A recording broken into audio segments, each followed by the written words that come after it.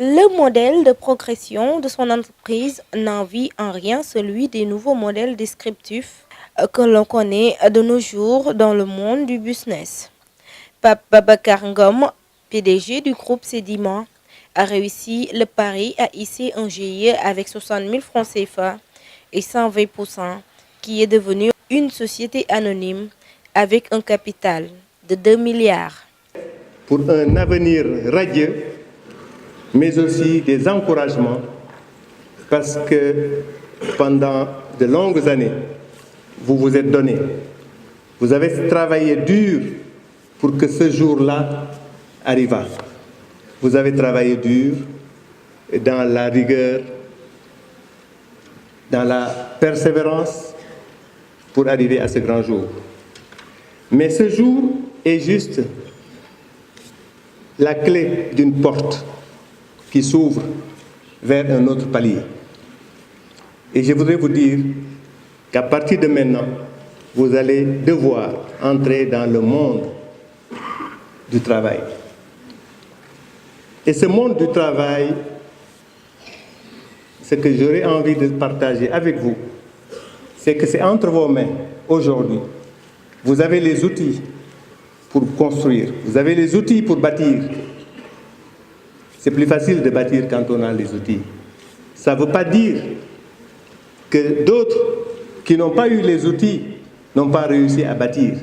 Ça veut juste dire que c'est plus facile. Vous avez un avantage comparatif. Mais ça dépendra aussi de ce que vous voulez faire, de votre trajectoire professionnelle. Et ça, c'est une décision personnelle. Chacun de vous, à son niveau intrinsèque, personnel, doit se poser la question, qu'est-ce que je dois? Qu'est-ce que j'ai envie de devenir? Comment je voudrais que la société me regarde demain? Comment je voudrais que l'entreprise dans laquelle je vais travailler, ou si je suis entrepreneur, parce qu'il y en a certainement parmi vous qui vont décider d'entreprendre et de devenir des créateurs d'emplois et des employeurs. Mais même si vous êtes directeur dans de grandes multinationales ou dans des sociétés nationales, je pense que ce qui est important, c'est de réfléchir sur quelle position et quel regard voulez-vous porter. D'abord sur vous-même. Et cela, il n'y a pas de secret. C'est le travail.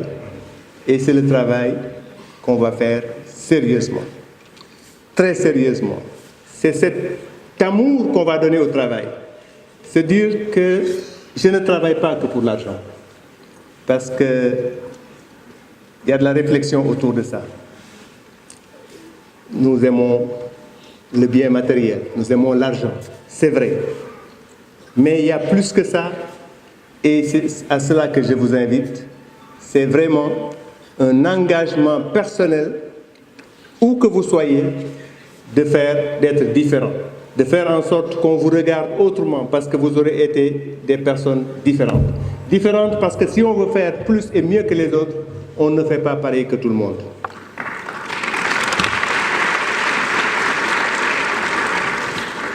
C'est là où je vous demanderai ce que j'ai entendu appeler la loi des 150%. Ça veut dire que nous tous, nous avons chacun un potentiel qui est énorme, qui est gigantesque. Mais la majeure partie d'entre nous, ce potentiel-là, nous ne l'utilisons pas à plus de 15%.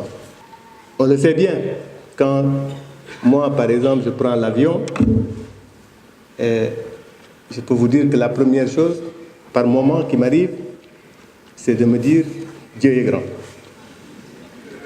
Mais après ça, je me dis aussi « L'homme n'est pas petit ». Parce qu'à faire en sorte que ce poids, qui pèse des tonnes et des tonnes, puisse voler à cette vitesse, c'est quelque chose d'extrêmement impressionnant. Mais derrière tout ça, je me dis que c'est l'homme qui a été au-delà de ses limites, qui a cherché d'aller au-delà de ses limites. Peut-être que celui-là a été autour de 30%. C'est pour ça qu'il nous reste encore un potentiel qui est énorme et gigantesque. Et c'est à cela que je voudrais vous inviter. Tout ce que vous faites et qui vous a permis d'être là aujourd'hui, demain vous pouvez faire plus, plus et plus.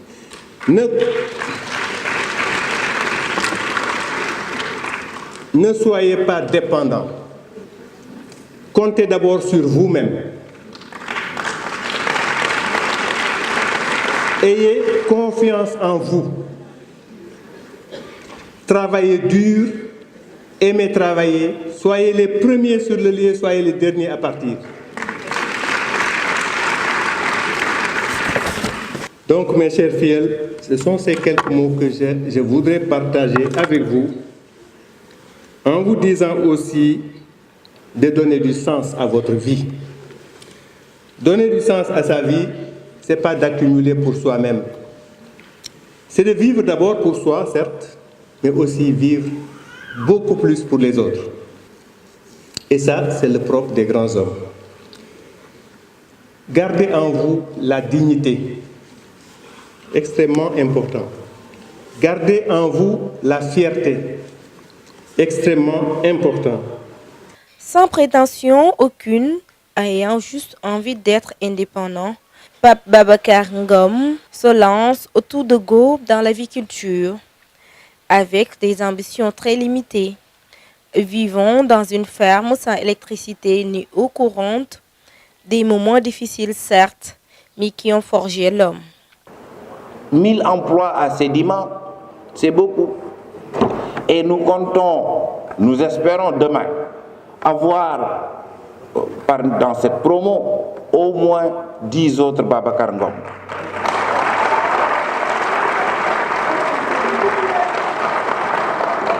Et 30 autres Nancy Ngom ou Ramatoulaye Ngom, parce qu'il faut aussi des femmes chefs d'entreprise. Et c'est comme ça que nous y arriverons.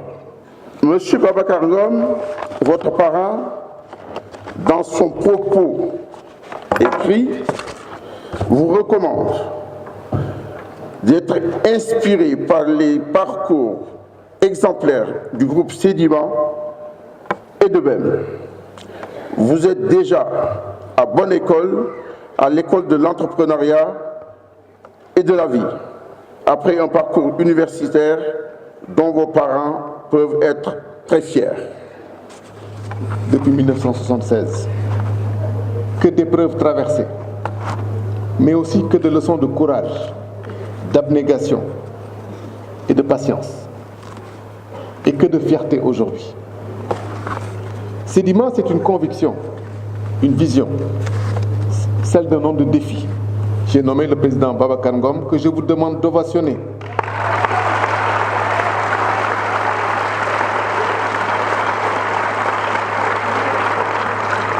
Sedima, c'est aussi la formidable aventure d'un entrepreneur hors pair, un travailleur acharné, un homme de grand talent et un grand dirigeant, écouté et respecté. Magnat et plébiscite dans la marche de l'aviculture. Son cerveau, entraîné à émuler, lui a permis de construire un empire sous le sceau des standards internationaux.